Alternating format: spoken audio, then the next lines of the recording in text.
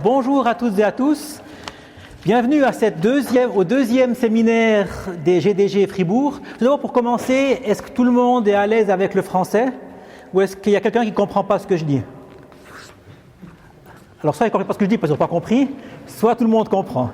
Alors, on va partir du principe que tout le monde comprend ce que je dis et je vais continuer à présenter en français. Les slides seront en anglais. Les slides sont toujours en anglais, mais quand on va parler en français. Alors, tout d'abord, une petite introduction sur ce que sont les GDG Fribourg. GDG, c'est pour Google Developer Group. Sur le site de Google, c'est défini que c'est un groupe qui est pour les développeurs qui s'intéressent dans les technologies Google. Mais on n'est pas limité aux technologies Google. On peut en principe faire ce qu'on veut. On n'est pas lié à Google. On est indépendant. On est un groupe indépendant. On n'a pas non plus, on est une association à but non lucratif, on n'est pas là pour faire de l'argent, c'est juste pour échanger des données, échanger des informations avec vous, nos expériences. Et Google nous supporte dans ça. Google va nous aider et nous encourager à faire ce genre d'événements, mais on peut faire ce qu'on veut et on leur doit rien. Donc ça, c'est une bonne indépendance qu'on a aussi pour faire ce genre d'événement. Donc aujourd'hui, on fait un événement qui n'a rien à voir avec Google, mais il n'y a pas de problème vu que justement, on a cette indépendance. Les GDG, on a fondé ça en août 2016 avec Lucie Linder et Damien Gucci. On a fondé ça à trois. On organisait régulièrement les Google I.O. ici à Fribourg. Puis on s'est dit, on va faire un Google Developer Group sur Fribourg. Puis depuis août, on a fait un premier événement ici en septembre. On a participé à la DevFest à Rapperswil en novembre. Et aujourd'hui, on fait le deuxième événement. On va continuer à faire. Pour rester un GDG, on doit faire 4 événements par année. Donc on va rester en tout cas à ce rythme-là, voire plus. On a un site internet, gdgfribourg.ch. Je vous invite à visiter le site pour voir aussi les choses qu'on va faire. Il y a un lien ici qui vous amènera sur la page de Google des GDG Fribourg. Il y a le lien sur Meetup où il y a tous les événements où vous êtes enregistrés aujourd'hui.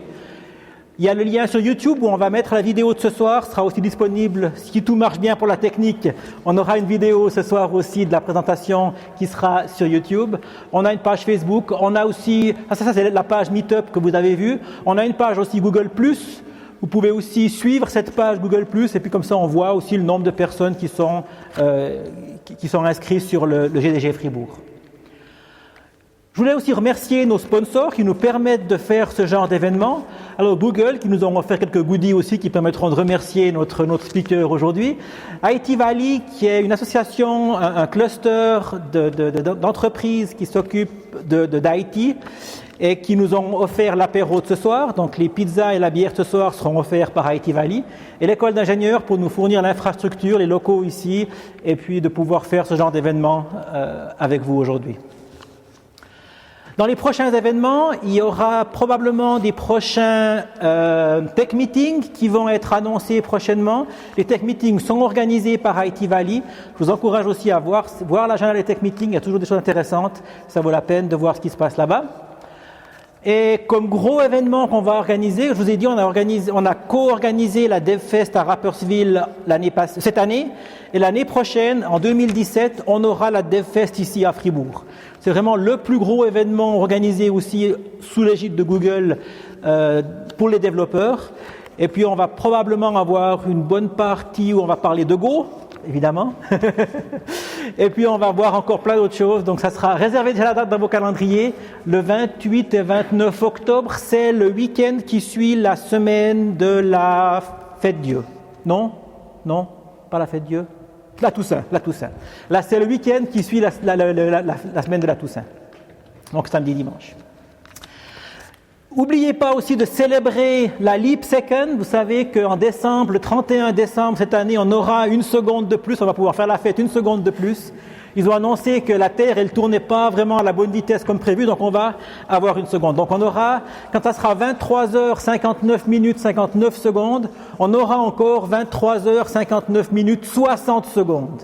Puis après seulement, on passera à 0h00. Donc on va gagner 1 seconde pour faire la fête. Donc n'oubliez pas de bien célébrer cette Leap Second, ça vaut la peine. Alors voilà pour l'introduction. Pour la suite, je vais donc passer la parole à Charles Papon. Charles Papon a 26 ans. Il a fait un apprentissage d'électronicien à l'école des métiers, c'est juste. Ensuite, il a fait un bachelor en infotronique à la HESSO de Sion. Il a un master en technologie industrielle et il a ensuite travaillé dans une entreprise qui s'appelle vers Londres. Oui, vers Londres, oui. Alors, je te laisse la parole et je me réjouis de voir ce que tu vas nous parler, tu vas nous présenter sur cette nouvelle manière de programmer les FPGA. Donc, ce soir, je vais pas être tendre avec VHDL et Verilog, je vous préviens d'avance. En fait, donc j'ai commencé par VHDL et Verilog. Pourquoi je ne suis pas heureux avec eux? Déjà, mon background, j'ai pas un background vraiment hardware. J'adore faire du hardware design, mais mon background, c'est autant un petit peu d'UML peut-être, un petit peu de Java, un petit peu d'hardware, un petit peu de tout. Donc, c'est une présentation qui a peut-être beaucoup à faire avec la sensibilité que vous avez vis-à-vis de la programmation et ce genre de choses. Donc, je vais commencer par vous parler de Verilog et de VHDL. Ensuite, je vais vous introduire Spinel HDL. Et je vais vous montrer tout plein d'exemples que j'ai essayé de rendre sympas pour vous montrer qu'il y a d'autres manières de faire, en fait. Il y a vraiment d'autres manières de faire. Et j'ai une chose à vous dire, c'est que toute cette présentation ne sera que à propos de hardware synthétisable. Je ne vais vraiment pas parler de simulation. C'est vraiment un autre sujet. Juste une question. Oui. Hardware synthétisable. Donc, VHDL, par exemple, on peut l'utiliser pour décrire du hardware qu'on pourra mettre dans du silicium pour de vrai. Mais on peut aussi utiliser VHDL, par exemple, pour faire un banc de test, pour tester, faire des tests unitaires, ce genre de choses. Donc, hardware synthétisable, c'est qu'on peut vraiment mettre dans du silicium, et hardware non synthétisable, c'est pour faire de la simulation et ce genre de choses, quoi. Donc, voilà. À la base, il y avait VHDL 2001 et Verilog 2005 qui ont pas mal de problèmes. Par exemple, en fait, en VHDL et en Verilog, on doit utiliser le paradigme event-driven, où on doit utiliser des process, des Iris blocks, qui vont ensuite être interprétés par le compilateur comme étant peut-être un groupe de logique combinatoire ou quelques flip-flops. Et en fait, mine de rien, c'est un gros problème. Donc ça, je vais revenir plus tard. Aussi, ces deux langages sont très très verbeux. Par exemple, instancier un composant, c'est copy-paste, copy-paste, copy-paste, et vas-y que j'envoie ma petite macro sur mon éditeur pour tout arranger comme il faut. Il y a énormément de problèmes. Par exemple, avec VHDL, ça peut paraître stupide, mais il y a pas mal de features qui entrent en conflit. Par exemple, si on veut pouvoir utiliser les génériques, du coup, on ne peut pas utiliser vraiment les records parce que tu ne peux pas paramétriser les records avec les paramètres génériques de ton composant. Ou par exemple, en VHDL, tu ne peux pas définir un array de quelque chose dans l'entité d'un composant. Encore une fois, à cause de ces conflits entre features de langage qui posent pas mal de problèmes. Il y a aussi le fait qu'il n'y a pas le concept d'une interface. Par exemple, si on veut designer un bus APB ou AXI ou Avalon, peu importe, je ne sais pas quoi, soit on va utiliser des records, on va triquer un petit peu, on va utiliser un record dans chaque direction, on ne va pas avoir la généricité, soit on va chaque fois redéfinir tous les signaux à la main, les uns après les autres, on va s'amuser des heures et des heures à les interconnecter, ce qui est un gros problème, surtout quand on apporte des modifications de design, c'est sans fin. Et aussi, par exemple, les fonctions et les procédures, elles sont extrêmement limitées. Donc ça, je vais revenir après. Après, il y a eu un petit peu d'espoir avec VHDL 2008 et System Verilog, mais pas vraiment, quoi, parce que ces deux langages, déjà, il y a énormément de problèmes du point de vue du support des outils. Et en plus, ce n'est pas vraiment une solution, c'est une sorte de patch au-dessus de ce qui existe vraiment, qui n'est déjà pas vraiment partie du bon pied. Donc on garde toujours ces paradigmes pour inférer le hardware avec les process, qui ne marchent pas très bien, enfin, qui n'est vraiment pas optimum. Il n'y a pas non plus la possibilité de prendre un peu d'abstraction. Je veux dire, avec VHDL Verilog ou System Verilog, on sera toujours un peu en train de jouer avec des fils, à définir vraiment ce qu'on veut à la main. On ne peut pas prendre de la distance vis-à-vis du hardware. Donc ça aussi, je vais vous montrer plusieurs exemples après. Donc le support de synthèse de VHDL 2008, il est vraiment mauvais. Du coup, on se retrouve à utiliser un subset de VHDL 2008 qu'on sait qui passe sur les outils qu'on utilise. On n'est pas vraiment sûr. Et donc, ouais, il y a énormément de mythologie. Ce que je veux vraiment vous dire, c'est que derrière VHDL et Verilog, il y a énormément de mythologie qui nous réduisent énormément dans ce qu'on peut utiliser du langage, dans quelles conditions, avec quels outils. Donc, il y a, par exemple, la spécification VHDL en vert. Il y a le sous-ensemble de choses synthétisables en jaune, qui a un sens, et il y a les réalités en rouge qui est bien plus réduite. Par exemple, en VHDL, on ne peut pas lire une sortie. C'est défendu de lire une sortie, du coup, on peut se dire on peut utiliser le keyword buffer. Mais par exemple, les outils Xilinx vont clairement vous décourager à l'utiliser. Par exemple, imaginez que vous avez un signal 32 bits, vous voulez mettre un mux pour sélectionner un byte. Eh bien, certains outils ne vont pas vous laisser faire ça en faisant un accès de type range sur le 32 bits. Il va falloir faire des switch cases ou des choses comme ça. Enfin, il y a vraiment énormément d'abonnimations. Par exemple, utiliser les times en générique, certains outils ne passent pas. Par exemple, le zero-is vector, là, comme par exemple un signal -1 down to 0 dans de 0 bits, qui peut être interprété comme une constante à 0.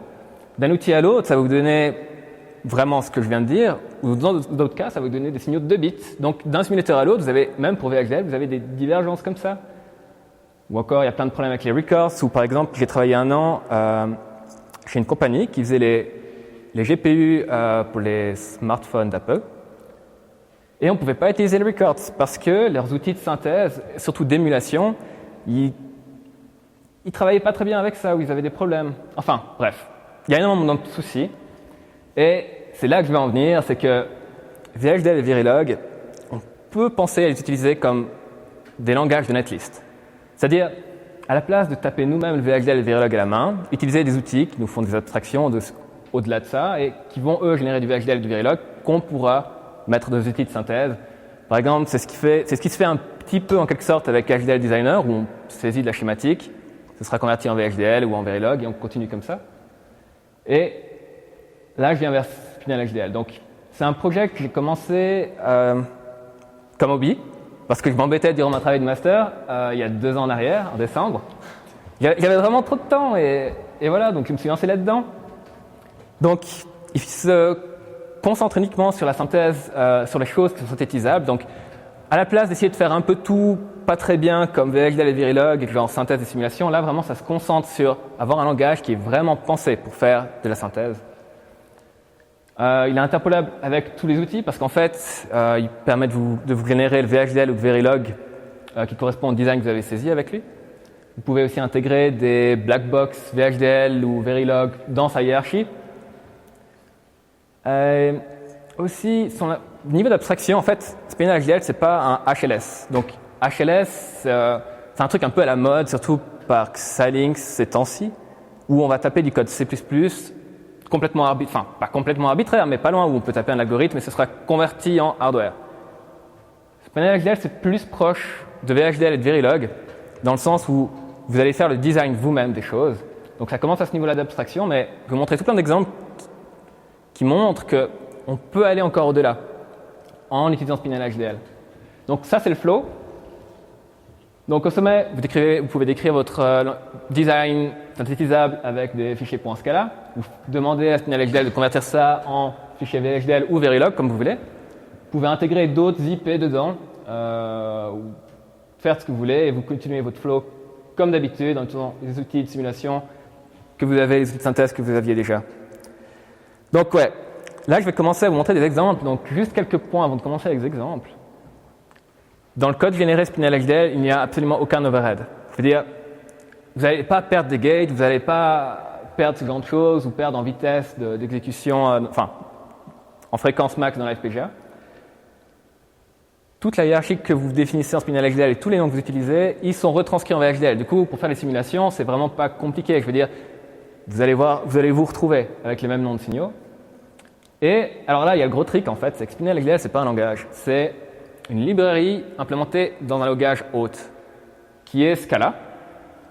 Donc en fait, ça semble un peu bizarre d'avoir un langage dans un langage, mais en fait, c'est là la plus grande force de Spinel HDL, et c'est pour ça qu'il est vraiment hyper flexible. Et je vais y venir après. Donc voilà. Donc là, on se retrouve avec un exemple. Là, je vais essayer de vous montrer pourquoi, en fait, le paradigme du VHDL, il est complètement nul pour faire du hardware synthétisable. Donc en fait, si on va faire ce schéma-là, avec une condition globale qui va aller animer un multiplexeur, qui va aller faire compter un registre, qui va aller faire compter un autre registre, qui celui-là aura un reset asynchrone, on va se retrouver en VHDL à devoir taper 3 différents process. on va se retrouver à devoir dupliquer la condition if cond est égal à 1, alors je veux faire ça 3 fois. Là, c'est un exemple un peu vraiment complètement random, mais ça arrive aussi avec les state machines où on se retrouve à devoir créer 2 switch cases, un combinatoire, un séquentiel, ce genre de choses. Donc là, on se retrouve avec 28 lignes. Et ça, c'est un exemple équivalent en Spinel HDL. Donc, en fait, les choses sont définies de manière explicite. C'est-à-dire, si vous voulez un registre, si vous voulez définir ce registre-là, vous allez lui dire, je veux un registre de ce type de données-là. Donc un unsigned de 4 bits. Ou par exemple, si vous voulez un signal booléen combinatoire, vous allez dire, je veux juste un bool, et vous l'avez. Si vous voulez définir que ce registre-là, il a une valeur au reset, vous dites juste, initialise-le à 0 quand un reset arrive, c'est genre de choses. Et en fait, le fait de définir les choses de manière explicite et non pas inférée parce que vous assignez votre signal dans un process, fait que vous pouvez tout définir en un coup. Genre, je veux que mon signal, my signal soit false par défaut, et quand la condition cond est true, je veux le mettre à true, je veux faire compter mes 2 registres. Donc on se retrouve, pour ce petit exemple, à 9 lignes de Spinel HDL contre 28 de VHDL. Alors, voilà. Les fonctions et les procédures en VHDL ou les tâches en Verilog et ça, elles sont vraiment pas très utiles. On peut les utiliser pour définir une relation entre la valeur de retour et la valeur d'entrée, mais uniquement de manière combinatoire. Ce qui est très limitatif en fait. Imaginons qu'on veut faire ce hardware-là. C'est-à-dire on a une valeur RGB en entrée, et puis on veut en calculer le niveau de grille en multipliant chacune de ces composantes par une constante. Et on va dire qu'on veut mettre ce petit registre-là pour des questions de timing, ou peut-être qu'on voudrait en mettre 2, enfin j'en sais rien quoi. Un exemple comme ça. En fait, ce qu'on voit, c'est qu'on a 3 fois le même pattern qui arrive. Bon, on pourrait définir un composant pour ce truc-là, avec cette entrée-là, cette constante-là et cette sortie-là, mais on ne va pas le faire en VHDL parce que ça prend beaucoup trop de temps à le faire, ça prend beaucoup trop de place, c'est pas pratique. Mais on ne peut pas non plus utiliser une fonction, une procédure, parce qu'ici on se retrouve à retourner la sortie d'un registre. On ne peut pas vraiment faire ça en VHDL Verilog, tandis que là, ici, dans cet exemple, on peut. Donc au sommet, on définit une valeur RGB de type unsigned 8 bits, et ensuite on définit une fonction qui prend en argument une valeur unsigned, une constante floating point, et qui retourne la sortie de ce registre. Donc cette fonction, on peut déclarer de manière explicite qu'il y a un registre de 8 bits. On va assigner ce registre avec un peu de calcul fixed point. On retourne sa valeur et on peut réutiliser cette fonction plusieurs fois. Donc juste là, il y a un float. Mais qu'est-ce que c'est ce float? En fait, il faut voir qu'en Spinel HDL, qui est hosté sur un langage hôte, il y a une distinction très claire entre ce qui est synthétisable et ce qui n'est pas. Tout ce qui vient de Scala, tous les types de données Scala ne sont pas synthétisables. Genre float n'est pas synthétisable. Mais tout ce qui vient du monde Scala peut être utilisé pour l'élaboration de votre hardware. C'est-à-dire que vous pouvez l'utiliser comme une constante qui va être convertie en un int hardware pour ensuite l'intégrer dans votre hardware. Donc il y a vraiment cette limite-là. Donc uint, par exemple, c'est un mot-clé de Spinel HDL. Bool, c'est un mot-clé de Spinel HDL. Donc il y a cette distinction-là à faire. Alors, imaginez ça. Imaginez que vous voulez prendre un... Vous avez un bus de couleur. Ouais. Sur le slide d'avant. Ouais. Typiquement, là, tu crées ton truc, c'est nickel. Et puis, dans un cas là, ça serait synthétisé probablement, je ne sais pas, il y a peut-être 3 DSP qui seront utilisés et 3 flip-flops. Ouais. Alors que, typiquement, si on a un système clock qui sera assez rapide, on pourrait faire des time multiplex pour économiser des ressources hardware. Est-ce que ce serait possible de faire ça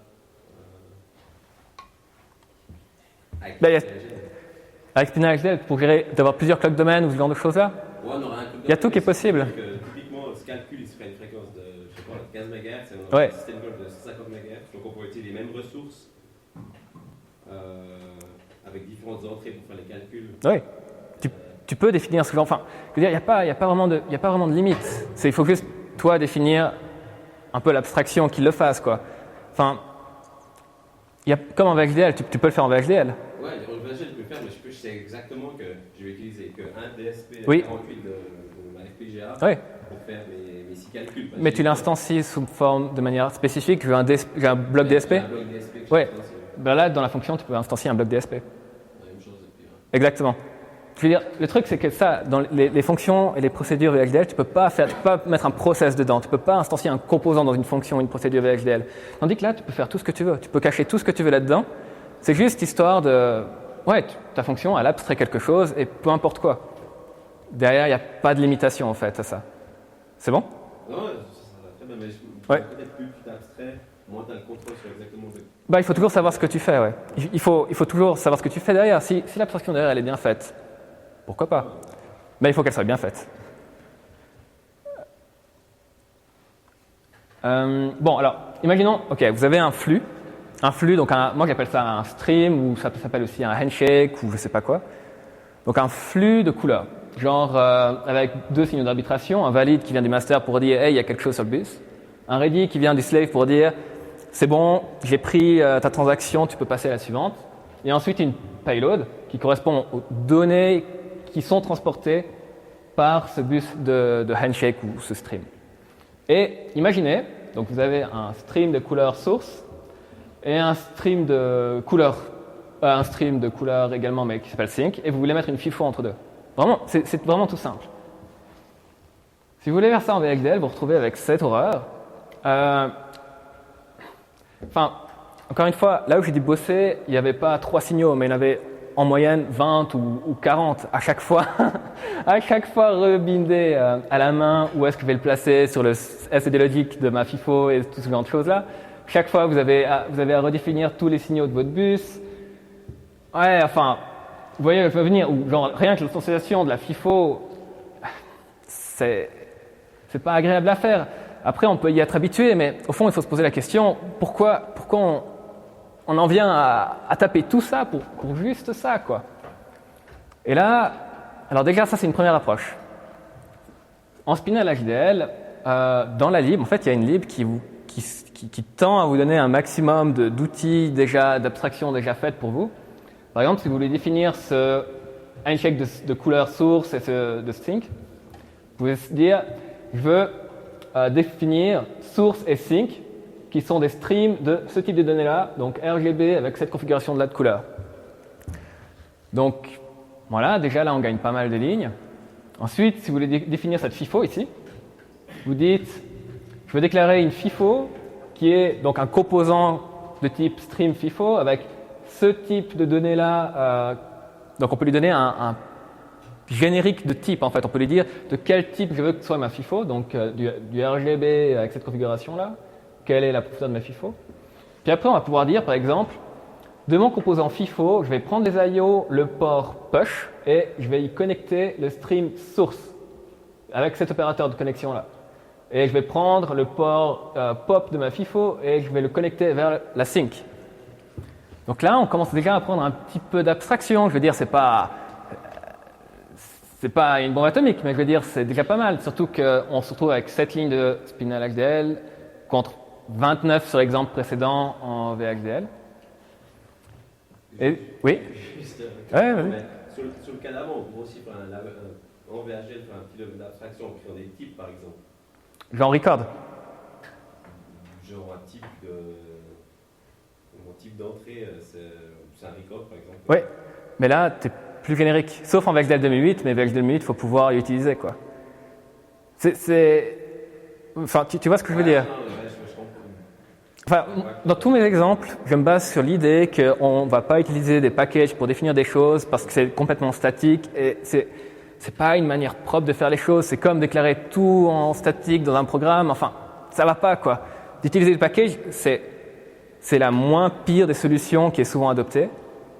Mais moi, je la vis très mal parce que, par exemple, on peut se dire on va définir un bus APB dans un package, mais après, on ne pourra plus le paramétriser. On aura toujours notre bus APB avec 32 bits de data, 32 bits d'adresse, même si on n'utilise que 3. Enfin, je veux dire, même si là, je n'utilise pas des génériques, imaginez que ça en soit. Et là, vous revenez à ça, quoi. C'est bon? Ouais, donc voilà. Mais maintenant, si on va regarder ce que c'est, donc là, parce qu'on a RGB et stream qui viennent gratuitement, quoi. Donc, si on regarde la définition de RGB, donc c'est une case class qui s'appelle RGB avec 3 paramètres de construction qui sont quelle taille tu veux pour chaque channel. Donc cette classe, elle extend bundle. Bundle, c'est le concept spinel HDL pour définir une structure de données hardware. Et après, on va définir les éléments de notre structure de données comme RGB, blablabla. Donc là, on se rend compte qu'en fait, on fait de l'orienté objet. On est dans un langage Scala qui va nous servir à décrire du hardware. Et puis là, on voit quelques effets de ça. C'est qu'on se retrouve à déclarer des classes qui extendent quelque chose. Bon, pourquoi pas. Après, si on regarde par exemple stream, donc qui est le concept du bus handshake. Donc on se retrouve avec une classe qui s'appelle stream, avec une payload type, donc un paramètre de construction qui va définir de quel type seront les données transportées par notre stream, qui extend bundle avec un concept de master-slave. Ensuite, on va définir par exemple un valid, un ready, une payload. Après, on va définir quelle est la configuration de cette structure de données quand on va s'en servir comme entrée-sortie ou comme master-slave d'un composant. Donc, par exemple, on va dire que si cette structure de données-là, elle est utilisée comme étant un master d'un composant, enfin une entrée master d'un composant, on va dire que le valid et le payload seront utilisés en sortie, le ready sera utilisé en entrée. Et ensuite, donc rien qu'avec ça, on peut déjà définir ça, genre un stream de RGB, blablabla, qui va lui donner cette structure de données-là en hardware. Mais ensuite, vu qu'on fait quelque sorte un peu d'orienté objet, on peut ajouter des fonctions à cette structure de données. Genre, par exemple, les opérateurs de connexion qu'on a vus avant, ils pourront être définis de cette manière. Par exemple, cet opérateur-là, qui permet de connecter TIS, donc l'opérateur à gauche vers sync, qui est l'opérateur à droite de son utilisation. Là, on peut définir comment on veut le faire, quoi. Après, par exemple, autre chose qu'on peut faire, c'est par exemple ajouter une fonction dans cette classe stream qui va nous permettre de mettre une FIFO qui va utiliser ce stream-là comme entrée, et ensuite on pourra retourner la sortie de cette FIFO. Bon, là, l'implémentation, elle y est pas, parce que ça prend un peu plus de place, mais vous voyez le concept, c'est-à-dire, dans cette classe, dans cette abstraction, enfin, quelque sorte d'abstraction de bus, on peut ajouter des fonctions, des utilitaires qui vont associer les FIFO pour nous. Et de cet exemple-là, qui prenait 7 lignes ou je ne sais plus trop combien, on tombe là-dessus. Genre, pour faire le même design qu'avant, c'est-à-dire prendre source et sync et mettre une FIFO entre deux, on se retrouve à dire, je définis source et sync comme étant un stream RGB de ce type de données-là. Je prends ma source, je veux le queuer avec une FIFO de 16 éléments, et ensuite je vais le connecter à sync. Et on se retrouve à 2 lignes contre 29 en VHDL. Enfin, je veux dire, il y a quand même, là on commence à quand même un peu décoller du niveau d'abstraction des câbles. On commence à manipuler les choses comme étant des objets, on peut leur appeler des fonctions, on peut leur faire des transformations et ce genre de choses. Mais ça va aussi plus loin. C'est pas uniquement que des FIFO qu'on peut faire. Par exemple, imaginons qu'on veut faire ce circuit-là. Il est un peu random, mais c'est un exemple. Imaginons qu'on a encore une source RGB, qu'on veut dropper les transactions de cette source quand elles sont détectées comme étant black. Pourquoi pas? Donc il va falloir mettre un petit peu d'arbitration ici pour dropper la transaction quand elle est black. Et ensuite, on veut mettre un étage de pipelining pour avoir des bonnes fréquences de synthèse. Là. Donc par exemple, à notre structure RGB, on peut ajouter une fonction isBlack, pourquoi pas. Puis ensuite, on peut dire, on va définir une source comme étant notre stream RGB avec cette configuration-là. Après, on peut dire que sync, il est égal à la source dont on va dropper les transactions quand la payload de la source est noire. Et ensuite, on va dire de rajouter un étage de pipelining. Donc, throw_when, c'est une fonction qui va nous retourner ce point-là. Et après, quand on va appeler la fonction stage, ça va nous retourner ce point-là, qui va être nommé sync. Puis, c'est un exemple, mais par exemple, il y a aussi le concept de fork. Par exemple, si vous avez un flux de données et vous devez le forker en 2 flux, par exemple, pour envoyer les commandes d'écriture sur un AXI ou ce genre de choses-là, c'est le genre de concepts qui apparaissent. Il y a aussi le concept de join, il y a tous ces genres de concepts-là qui commencent à apparaître. Alors, ouais, là, je reviens un peu sur Terre, dans le sens, en VHDL et Verilog, et aussi en SpinelHDL, on peut facilement coder quelque chose qui n'est pas vraiment synthétisable, enfin, qui n'est pas terrible, quoi. Du genre, par exemple, une boucle combinatoire. Si on définit un result et qu'on décrit que ce result, il est fonction de lui-même, on va se retrouver à définir ce schéma-là, qui n'est pas terrible. Et par exemple, ce genre d'erreurs-là, elles sont détectées directement par Spinel HDL. Donc, si vous arrivez à générer votre code, si vous générez un fichier de sortie, vous avez beaucoup plus confiance dans le fait que ce code sera synthétisable que si vous l'aviez tapé vous-même en VHDL ou en Verilog, parce qu'il y a énormément de checks de ce genre-là qui sont faits pour être sûr que ce qui est généré est correct et va être bien compris par les outils de synthèse. Et voilà. Ou par exemple, si vous définissez un signal combinatoire, que vous l'assignez que dans certains cas mais pas dans tous, vous vous retrouvez avec une latch. Ce genre-là d'erreurs seront également détectées par le compilateur. Functional programming, donc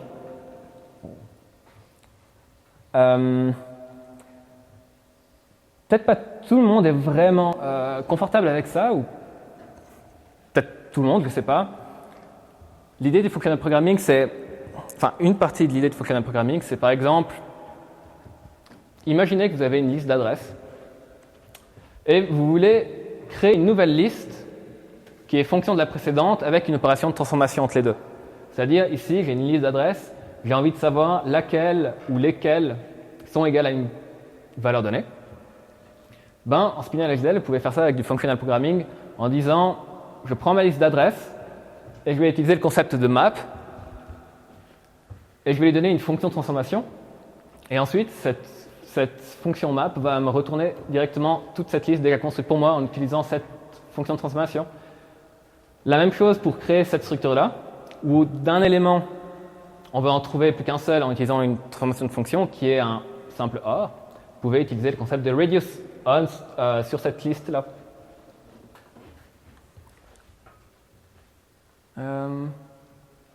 Alors, il y a aussi un autre truc qui apparaît un peu, c'est qu'en fait, on n'est plus vraiment obligé de générer du hardware en assignant des signaux et ce genre de choses-là. On peut également avoir un peu de distance avec ça. Par exemple, si vous avez besoin d'un concept de timeout pour gérer je ne sais pas trop quoi, vous pouvez dire que vous voulez un timeout qui va ticker après 1000 cycles et que quand ce timeout il a tické, vous voulez le clearer. Mais pour inférer ce hardware, vous n'allez pas dire timeout.value égale à 0. Vous allez juste appeler une fonction sur elle. Donc ça, c'est un exemple basique, mais c'est déjà une autre manière aussi de prendre un petit peu d'abstraction vis-à-vis du hardware. Il y a aussi une abstraction counter, c'est pas énorme, mais par exemple, votre counter, vous allez pouvoir le clearer, vous allez pouvoir l'incrémenter, ou avoir sa valeur courante, ou alors avoir sa valeur pour le cycle suivant, ou connaître s'il est en train d'overflower, ou checker sa valeur.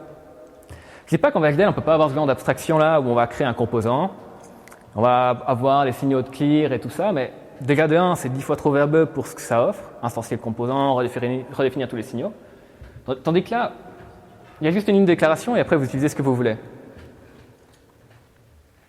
Alors, ça c'est un exemple un peu particulier dans le sens qu'en fait, en Spinel HDL, en fait, chaque fois que vous utilisez un élément de la librairie, ce que vous allez faire dans votre Do, c'est en fait construire dans votre PC un graphe de ce que vous voulez, une sorte de netlist de ce que vous voulez. Et du coup, cette netlist, vous pouvez aussi la consulter pour en extraire des informations au moment même où vous êtes en train de l'établir. Donc, imaginez ce cas-là. Vous avez deux valeurs A et B. Vous devez d'abord faire parcourir A dans un pipeline dont vous ignorez même la latence pour faire des calculs et ça. Puis quand ce A-là il va ressortir par ici, vous devez l'additionner avec la valeur B qui était présente au même moment que le A était présent. C'est-à-dire que vous allez devoir délayer B pour avoir la même latence à la sortie du pipeline que l'autre pipeline. Donc, ce qui se fait en VHDL, c'est soit vous comptez toutes les choses à la main, soit vous lancez une simu, vous checkez la latence du pipeline. Mais en Spinel HDL, ce que vous pouvez faire, c'est que vous pouvez demander à Spinel HDL de vous donner la latence entre le point A et le point A calque résulte, donc entre ce point-là et ce point-là. Puis cette fonction-là va vous donner le nombre de cycles nécessaires par le plus court chemin pour parcourir ce pipe. Et après, vous pourrez instancier un délai sur B de cette latence-là. Donc, vous pouvez designer les choses de manière un peu plus flexible, un peu plus élastique, qui s'adapte automatiquement aux choses. Donc, cet exemple-là, là en fait, je vais arriver sur des exemples qui commencent vraiment à prendre plus d'abstraction. Par exemple, avec des state machines, ou alors comment vous allez créer un register mapping pour un composant. Donc, une state machine, comme celle-là, Donc avec 3 états, avec un state B qui va avoir un compteur en interne et quand ce compteur il va atteindre 4, ça va aller dans l'état C, enfin rien de très compliqué. En SpinLXL, vous pouvez comme en VXL faire ça avec des switch cases et des numérations et des registres. Ou alors vous pouvez utiliser l'outil State Machine qui est, encore une fois, cet outil-là. State Machine, ce n'est pas quelque chose qui est intégré à SpinLXL, c'est quelque chose qui a été construit sur lui. C'est-à-dire que vous auriez pu vous-même définir qu'est-ce qu'est l'abstraction State Machine sans avoir besoin de connaître le compilateur SpinLXL. Donc c'est juste pour dire que c'est vraiment flexible, ça vous permet d'aller au-delà. Donc là, par exemple, au sommet, vous pouvez dire qu'il y a un state A, B, C qui sont des états. Le state A, c'est mon entry point. Vous pouvez définir quelques compteurs, des choses que vous voulez. Et après, vous pouvez dire, par exemple, dans state B, on entry, j'ai envie de mettre mon compteur à 0. Ou quand state B is active, j'ai envie d'incrémenter mon compteur, et quand mon compteur va être égal à 4, je vais aller dans l'état C. Et dans mon state B, on exit, j'ai envie de mettre mon IO result to true. Et le truc, c'est qu'ici, vous n'êtes pas dans un autre outil, vous n'êtes pas dans un autre langage complètement séparé de SpinLXL. Vous êtes vraiment en train de faire du SpinLXL. Il n'y a pas de coupure entre les deux, en fait. Ouais. Alors, imaginez par exemple, vous avez fait le design d'un simple timer. Donc, c'est-à-dire une entrée tick, une entrée clear, une entrée limite pour dire jusqu'à où notre timer peut compter, une sortie full pour dire que ça ne va plus, et une sortie value pour vous donner sa valeur interne. Donc, avec cette implémentation-là, donc on définit un composant qui s'appelle timer avec un paramètre de construction qui va nous dire quelle taille on veut pour notre timer. On va définir les entrées-sorties ici. Ensuite, on va définir un registre interne, on va donner quelques conditions, on va assigner nos sorties. Puis maintenant, imaginez, vous voulez contrôler ou mapper ce module timer, enfin dans le monde réel, ça veut dire par exemple pouvoir setter la valeur de limite ou avec un bus APB, par exemple, un simple bus pour le périphérique APB, vous avez quelques entrées tick, quelques entrées clear. En VHDL, vous allez vous retrouver à faire des switch cases et tout ça. Vous allez faire une implémentation qui sera que dédiée à l'APB. Mais là, en fait, on peut voir les choses de manière un peu différente. On peut utiliser une abstraction qui s'appelle Bus Slave Factory. Et là, vraiment, on commence à avoir de l'unité objet pour faire du hardware. C'est-à-dire que Bus Slave Factory, c'est une implémentation abstraite d'une classe qui définit les primitives nécessaires à la définition d'un bank register. Et de cette interface abstraite-là, on va en trouver 3 implémentations, une pour le bus APB, une pour le bus Avalon, une pour le bus Axilite. Vous pouvez définir vos propres implémentations de ça. Par exemple, cette implémentation-là, c'est peut-être l'histoire de 50 lignes, même pas, quoi. C'est pas quelque chose de compliqué à implémenter une variante. Donc, en fait, vous allez pouvoir utiliser cet outil pour, de manière abstraite, définir le register mapping d'un périphérique. Comment ça s'utilise? Par exemple, si vous voulez avoir une version APB3 de cette abstraction, vous dites d'abord, vous pouvez créer un bus APB3 de cette manière-là. Donc, je veux un bus APB3 avec cette taille d'adresse, cette taille de data. Puis après, vous dites juste, je veux l'outil Slave Factory pour lui. Et ensuite, et là, ça devient, c'est pas tricky, c'est juste que c'est pas habituel, mais ça fait énormément de sens. C'est-à-dire, dans le bundle d'IO de notre composant, donc le bundle en SpinLXL, c'est la notion de structure de données. Donc, les IO d'un composant, c'est une structure de données en soi. Et donc, dans cette structure de données-là, on peut définir une fonction qui s'appellera driveFrom, qui va prendre en argument la version Bus-Slave Factory qu'on veut, qui va lui permettre de faire le lien entre le bus qu'on voudra et les entrées de notre composant. On va lui dire à quelle adresse on veut le mapper sur le bus. On va aussi lui donner une liste ticks, qui sera toutes les entrées susceptibles de faire ticker notre timer, qu'on pourra désactiver ou activer. Une liste d'entrées clears, qui sera la même chose, mais pour clearer notre timer. Puis ensuite, dans cette fonction, par exemple, on pourra dire je veux que notre bus contrôleur soit capable de driver et lire ce signal-là, donc l'entrée limite de notre composant, à l'adresse 0. Ensuite, on peut dire, par exemple, on veut que le IO clear de notre composant, on veut le setter quand le bus contrôleur est en train d'écrire à l'adresse 0. Donc, à la place d'écrire des switch cases et de connaître les timings de notre bus APB, ce genre de choses-là, ou de notre bus, on définit vraiment les choses de manière un peu plus abstraite. Ou genre, on va dire, on veut que notre bus contrôleur soit capable de lire la valeur de sortie de notre composant à l'adresse 4. Puis en fait, à l'usage, ça donne ça. Donc, dans un microcontrôleur, ce qu'on trouve souvent, c'est un gros sorte de méta-module timer qui aura dedans un prescaler, qui aura 3 types de timers différents et ça.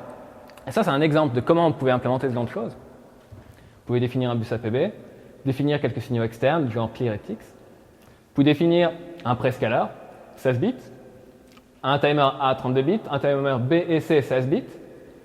Ensuite, vous allez faire l'instance de votre outil pour mapper tout ce beau monde sur le bus. Et ensuite, vous pouvez dire, par exemple, je prends mon timer C, ces IO, j'ai envie de les driver à partir du bus contrôleur à l'adresse 60. Je lui donne une liste d'entrées qui permettront de le faire ticker, une liste d'entrées qui permettront de le clear, et c'est réglé. Cette fonction-là, elle va automatiquement mapper toutes les entrées et sorties de ce timer vers notre bus et vers ces éléments-là donnés en argument. Donc, ce qui permet vraiment de... Ouais, il n'y a vraiment pas grand-chose à modifier pour créer quelque chose de totalement nouveau, quoi. Sans avoir à connaître le APB, sans avoir à connaître rien de tout ça. Alors, ouais, là, je vais plutôt vers ce qui a été fait avec Spinel XDL, pour montrer que c'est pas juste un jouet, que c'est pas juste un truc flashy qui est pas vraiment testé. Bon, il est plutôt bien testé, enfin. Comme toujours, faudrait plus de tests, mais pour prouver que ça marche plutôt bien, il y a un SOC qui a été complètement implémenté avec lui. Il tourne d'ailleurs là sur la FPGA. Je ne peux pas vraiment vous le montrer parce qu'il y a tellement de câbles et puis il y a plein d'écrans devant, mais bon. Dans ce SOC-là, il y a un processeur RISC-V avec instruction bus, data bus, il y a un cache d'instructions dedans. Il y a également la connexion JTAG pour le débugger, mettre des breakpoints sur GDB, tout ça, ça fonctionne bien, loader le binary. Il y a une interconnect AXI4 pour le connecter à un contrôleur SDRAM, connecter à une RAM on-chip, connecter à un bridge APB3 pour les périphériques. Ensuite, il y a tout plein de périphériques comme des... Ouais, enfin tout plein. Il y a GPIO, Timer, UART, VGA. VGA qui a aussi accès à la SDRAM via le crossbar AXI. Et donc tout ça a été implémenté en Spinel XDL. Et bon, ça fonctionne très bien. Mais ce qui est intéressant, c'est de voir comment ça a été fait, quoi. Par exemple, pour instancier ce bridge-là, c'est uniquement ces 5 lignes-là. Pas besoin de binder, de redéfinir tous les signaux et ce genre de choses-là, quoi. Ou par exemple, pour créer tout ce crossbar avec toutes ces interconnexions qu'on voit sur les composants, c'est juste ça. Genre, je veux un APB3 décodeur, enfin, d'instancier la chose qui est capable de le faire. Donc, je veux un APB3 décodeur. Le master, ce sera le APB bridge IO APB. Et après, je donne une liste de slaves, genre GPIO A, GPIO B, UART controller APB. Et vous dites le mapping où vous voulez placer ces bus-là dans le mapping de ce décodeur-là. Et voilà, c'est magique, il n'y a rien d'autre à faire. Un autre exemple, c'est pour le crossbar AXI. Donc là, il n'est pas en dessin, mais pour faire tout ce crossbar ici, qui va interconnecter tous ces masters et tous ces slaves, en fait, c'est juste ça. Enfin, et là, il y a un autre pattern qui apparaît, qui est le builder pattern, qui vient du monde software. C'est-à-dire, au début, on peut créer un AXI4 crossbar factory. Et ensuite, on va créer un data model de ce qu'on veut dans cet outil-là. C'est-à-dire, on va lui appeler des fonctions sur cet objet qui vont peu à peu construire le modèle de données de ce qu'on veut. Puis ensuite, on va lui dire, et maintenant, construis-toi. Donc, par exemple, on va dire à cette factory qu'on a des slaves, genre la RAM, le SDRAM, le APB bridge, avec ce mapping-là. Puis ensuite, on va lui dire qu'il y a des connexions à réaliser. Par exemple, on va lui dire que l'instruction bus de notre CPU, on veut qu'il soit capable d'accéder à tous ces éléments-là. Puis après, quand on va appeler la fonction build, ça va utiliser des dictionnaires, des hashmaps ou des choses comme ça pour processer ces datas-là et générer le hardware correspondant. Alors, à propos de Scala, donc tout ce que je vais montrer là, c'était du Scala en fait, vraiment. Hein. Spinel XDL, c'est juste une librairie qui vient au top de Scala. Il ne faut pas en avoir peur. Je veux dire, bon, il n'y a pas que du bon dans Scala, mais il y a quand même pas mal de bien. Il y a des IDE pour vous aider, surtout au début, avec syntax highlighting, renaming, refactoring, tout ce genre de choses sympas. Autocomplétion, navigation, tout ça. Il y a aussi un plugin Emac pour Scala. Je ne l'ai pas testé, je ne sais pas ce qu'il vaut. Mais il existe. C'est grâce à Scala vraiment qu'on peut faire toutes ces choses-là magiques. Et avec Scala, ce qui vient aussi, c'est tout plein de librairies du genre écrire, lire un fichier. Vous allez pouvoir utiliser les éléments qui viennent de Scala pour le faire. En VHDL, par exemple, à la synthèse, certains outils ne vont pas vous laisser lire un fichier pour aller chercher les coefficients d'une ROM, genre avec Altera, il faut vraiment utiliser leur truc à eux, et puis c'est une... Enfin, bref. Vous pouvez faire tout plein de choses super bien avec Scala. Et puis, ouais, ça c'est le dernier slide avec quelques liens. Le projet est open source, il est gratuit, je ne vous demande pas d'argent pour l'utiliser. Si vous avez des feedbacks dessus, c'est bienvenu, il y a un channel Gitters pour ça, ou même par mail si c'est vraiment violent. Puis voilà.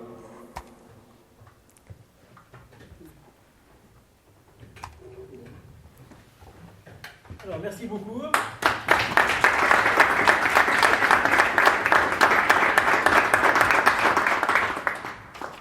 Est-ce qu'il y a déjà des questions?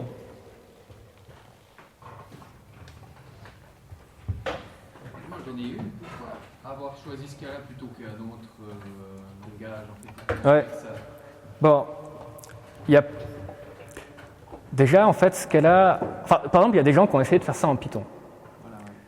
Et c'est dégueulasse. Enfin, de mon point de vue, complètement pas objectif, mais. Non, mais du point de vue features, le problème avec Python, c'est qu'il manque. Enfin, par exemple, avec Scala, on peut se charger tous les opérateurs. Tu peux faire un opérateur $, chapeau, YOLO. Tu peux faire cet nouvel opérateur, tu peux le faire. Ce qui, des fois, a pas mal d'avantages. Il y a aussi le fait qu'il y avait. Bon, moi, j'aime bien les langages typés forts. Un langage typé faible. Ouais, un langage typé faible, par exemple, pour faire du scripting, ça va bien, mais pour vraiment faire quelque chose où tu peux pouvoir faire du refactoring à la volée sans que ça te pète ton code dans tous les sens, Scala va bien pour ça. Donc voilà, il y avait aussi functional programming. Donc, par exemple, Scala, il a tout plein de features qui sont intéressantes, quoi. Il y a aussi le fait, ouais, il y a des trucs un peu du genre que si on regarde en fait, quand on définit une classe Scala, et ben en fait, entre les deux brackets là qui englobent la définition de la classe, ben ça c'est le constructeur en fait. Ce qui permet d'écrire les choses sans devoir définir toi-même le constructeur à la main et ce genre de choses là. Enfin, ah oui, il y a aussi tout plein de choses que permettent Scala qui sont sympas. Alors ça, je peux vous montrer. Typiquement, dans plein de cas, il permet d'omettre les. Faut que je trouve. Ouais. Il y a tout plein de tricks derrière Scala qui, par exemple, vous permettent de définir ça. Ici, j'ai un when, mais ce when là, c'est pas un when Scala, c'est une fonction Scala qui prend un argument, mais aussi un second argument. Donc, tu peux faire du currying. Donc, déjà, ça, c'est pas mal pour ce genre d'application. Puis un autre truc, c'est ce currying, tu peux le faire par exemple avec des brackets, des curly brackets, pas forcément juste des brackets, ce genre de choses-là. Ce cas-là, il est vraiment extrêmement flexible sur plein de niveaux. Ou par exemple, ici en haut, on voit que j'écris in bool, in uint, blablabla. Et là, je mets le point. En fait, uint, c'est une fonction de out qui est appelée. Mais parce qu'on est en Scala, on peut omettre le point sous certaines conditions et ça permet de rendre la chose. Le but, c'est de rendre SpinLHDL qui ressemble à un langage lui-même. Et ça, Scala permet de le faire plutôt bien. Il y a aussi, par exemple, ici, with bits. Donc en fait, with, c'est un int, et bits, c'est une fonction qui est implicitement ajoutée à tous les uints. Et encore une fois, je peux omettre le point. Et donc, ça ressemble à un vrai élément syntaxique de SpinLHDL, mais en fait, c'est vraiment du Scala qui permet d'écrire ça. Donc, il y a des flexibilités derrière qui permettent de twister la syntaxe de manière différente. D'accord. Ouais. Tu l'as utilisé que de manière privée ou tu as déjà utilisé ça de manière professionnelle? Mais Parsec est complètement professionnel. Mais bon, moi, je l'ai utilisé que de manière privée. Parce qu'en fait, maintenant, mon application à plein temps, c'est SpinLHDL. je n'ai pas d'emploi. Après, il y a 2 personnes qui l'utilisent pour du professionnel ou... Oui, il y en a 2. Alors, des fois, il y a des bugs qui viennent, mais chaque fois, c'est des bugs qui prennent 5 minutes à résoudre et puis hop, c'est réglé, quoi. Et puis, en fait, un truc qui apparaît, c'est que, tu vois, si je regarde ça... Ouais, ce truc-là, mine de rien, il y a déjà pas mal de code derrière. Enfin, le risque 5, c'est pas l'implémentation la plus simple du monde qui a été faite. Elle est pipelinée, elle a l'instruction bus, elle a aussi une version avec l'instruction cache, elle a aussi le data cache qui n'est pas enablé sur celui-là. Mais après, il y a le crossbar AXI qui n'est pas non plus tout simple. Donc, le langage, il est franchement dans un bon état. Après, du point de vue professionnel, c'est très très dur de promouvoir la chose parce que c'est dur de trouver des gens qui ont les compétences. Parce c'est bien de savoir faire du software quand on essaie d'utiliser SpinelXL. C'est pas requis, mais c'est quand même bien, c'est une bonne base. Mais ouais, les gens, ils sont quand même assez frileux, quoi. Je pense que la learning curve, elle est quand même assez... Ouais. assez au début de... Ouais, mais si tu utilises SpinelXL comme tu utilises du VXDL, ça va. Tu vois, je veux dire, au fond, tu n'as pas besoin de réapprendre à faire du hardware.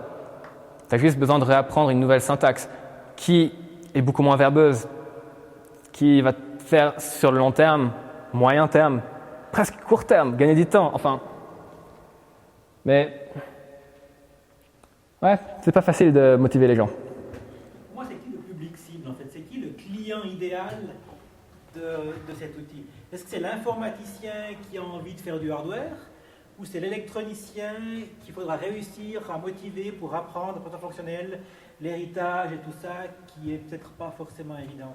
C'est qui pour toi le client idéal du système? Alors, les clients que j'ai réussi à avoir, c'est des softwares.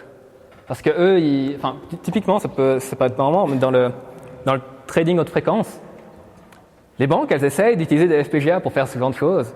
Puis en fait, historiquement, ces banques-là, certaines banques sont habituées à utiliser du Scala pour faire ce genre de choses-là de manière software. Donc, quand ils veulent essayer de faire ça de manière hardware, ils voient SpinelXL, ils se disent « Ah !»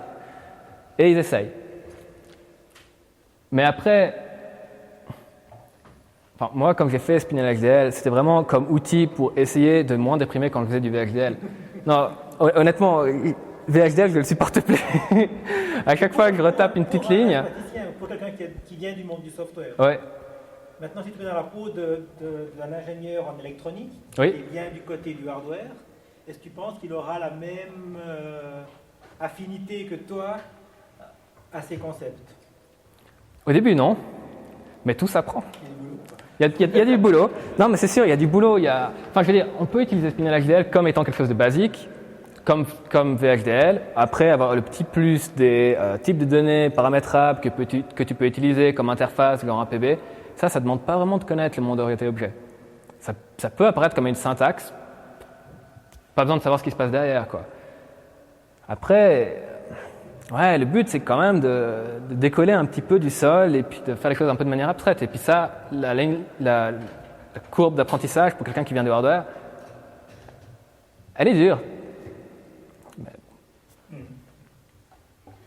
D'autres questions encore? Oui, peut-être pour débugger, parce que parfois quand on a écrit un design en Scala, oui, et on copie, on fait du HTML derrière, oui. peut-être il n'y aura aucune erreur qui est indiquée, mais ça ne fonctionne pas. Qu'est-ce qui ne fonctionne pas? À quel niveau ça ne fonctionne pas? Ça ne compile pas ou ça ne respecte pas la spec que vous devez implémenter? Du genre, il y a un bug dans votre design. Il y a un bug entre justement ce que l'ingénieur a réfléchi, Ouais. codé en Scala, et puis en réalité, il y a un problème au niveau de cette design aussi. Oui. Donc, si c'est un bug qui vient de l'ingénieur, parce que bon, il a peut-être fait une erreur dans son design, là, il suffit d'aller voir la wave de simulation avec tous les noms conservés, la hiérarchie conservée. Donc ça, c'est vraiment très simple. C'est comme débugger du VHDL. Après, si c'est un bug qui vient de SpinelXL qui convertit mal les choses, dans ce cas-là, il faut faire une git issue et en avant la musique. Mais honnêtement, des bugs, on en trouve un peut-être chaque mois. Enfin, des bugs sérieux, c'est quand même bien rare. Et chaque fois, c'est vraiment l'histoire de 5 minutes à fixer, et puis en quelques minutes, déjà une nouvelle version qui est submittée avec le fixe, quoi. Ouais. Non, mais après, vraiment, si c'est des bugs du point de vue introduit par l'utilisateur parce qu'il a fait son design faux, ou il a fait une porte AND à la place d'une porte OU, là, c'est vraiment comme avec du VHDL, quoi. C'est wave, on voit qu'il y a un problème, nos signaux sont conservés, et puis c'est vraiment pas un souci en soi. Ou il y a encore un autre aspect à la question ou... Donc c'est quand même possible aussi de faire la simulation VHDL. Ah, mais c'est le but. Enfin, le but, c'est... OK. Enfin, moi dans mon idée, mon feeling, c'est faire du hardware synthétisable avec VHDL et Verilog, c'est complètement horrible. Donc ça, il fallait vraiment trouver une alternative. Après, la simulation, c'est un peu notre monde, parce qu'il y a le système Verilog qui arrive, il y a aussi, par exemple, CocoTB qui est sympa à faire. Il y a des solutions en simulation qui sont pas trop mal. Puis en fait, l'idée là, c'est SpinelXDL vous fournit l'hardware synthétisable et après, vous débuguez avec l'outil que vous voulez, sans contrainte. Il y a aussi un truc, un avantage avec SpinelXDL, c'est que vous pouvez utiliser toute la toolchain Verilog. Enfin, ici, dans ce pays, on est habitué à faire du VHDL, du coup, on n'a pas accès aux outils open source Verilog, comme par exemple Verilator ou leur outil de simulation open source. Mais là, vous pouvez l'utiliser parce que vous pouvez demander à SpinelXDL de générer le Verilog plutôt que le VHDL. Donc vous avez un peu plus de liberté à ce niveau-là. Ou il y a aussi des outils de synthèse open source qui commencent à apparaître, mais qui supportent que le Verilog. Donc vous pouvez maintenant aussi les utiliser si votre design est fait en SpinelXDL. Ouais. Juste une question, c'est exactement comment est-ce qu'ils s'utilisent. Donc par exemple, d'abord on écrit le code dans ce cas-là pour justement essayer de générer d'autres... Ouais. Mais exactement, en fait, c'est le compilateur de ce cas-là qui va permettre de justement créer une application pour lancer qui va générer un fichier VHDL. Ouais, c'est exactement ça. C'est vraiment, tu écris ton code Scala qui utilise la lib SpinelXDL pour décrire des parties hardware. Tu compiles ton projet Scala exactement avec le compilateur Scala et après tu l'exécutes. Puis en fait, chaque fois que ton programme va exécuter une ligne où il y a quelque chose de SpinelXDL, à chaque mot-clé, derrière, il va se souvenir que ça s'est passé. Il va établir un graphe ou une netlist qui correspond à ce que tu veux dans la mémoire. Après, il va faire quelques passes de transformation, de check, d'optimisation. Et après, il flush ça en VHDL et en Verilog, ou en Verilog. Et donc du coup, c'est en fait à l'exécution que tu peux par exemple définir des paramètres spécifiques. Ouais. Tu peux utiliser des dictionnaires Scala, des hashmaps, des sets, des listes, des array buffers, tout ce que tu veux. Tout ce que tu veux du monde Scala, tu peux utiliser en tant qu'élément d'élaboration de ton design. Genre, tu peux utiliser la fonction sinus Scala pour obtenir un coefficient que tu pourras utiliser dans le hardware. C'est vraiment, il y a cette distinction très très claire, c'est que tout ce qui est du monde Scala va te servir à élaboration. Du genre, si tu utilises une boucle for en Scala, dedans tu vas décrire par exemple un carry adder. Ben, en fait, tu vas itérer plusieurs fois sur ton code de carry adder qui va chaque fois faire un étage. Et après, le code généré en VHDL, ce sera ta boucle, mais déroulée.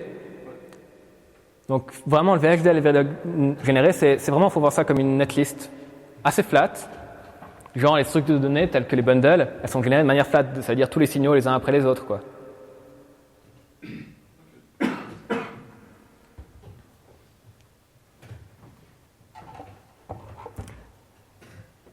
D'autres questions encore? Qu'est-ce qui est prévu pour la deuxième version de ton langage? Ben, Parce que si tu veux des clients, il faut bien qu'ils aient une vision à moyen ou long terme. ouais. En fait, le langage lui-même, il est établi, quoi. Donc, en fait, maintenant, moi, mon boulot, c'est plus de faire de la doc, faire des exemples, faire des ressources pour s'entraîner à l'utiliser. Mais après, il y a aussi tout ce qui est... En fait, il y a SpinelXDL Core, qui est avec le compilateur et toutes les primitives de base. Puis après, il y a SpinelXDL Lib. Puis dans cette lib, ça, c'est encore un boulot futur, justement.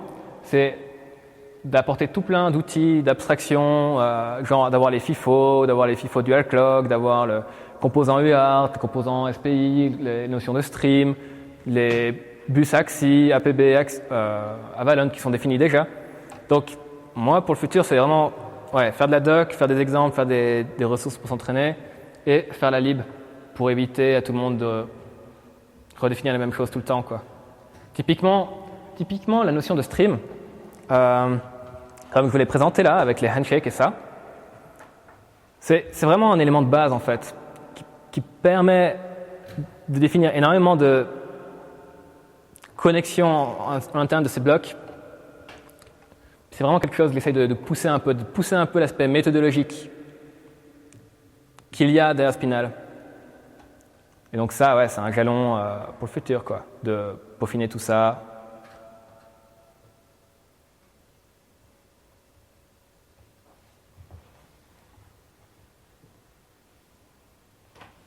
Si,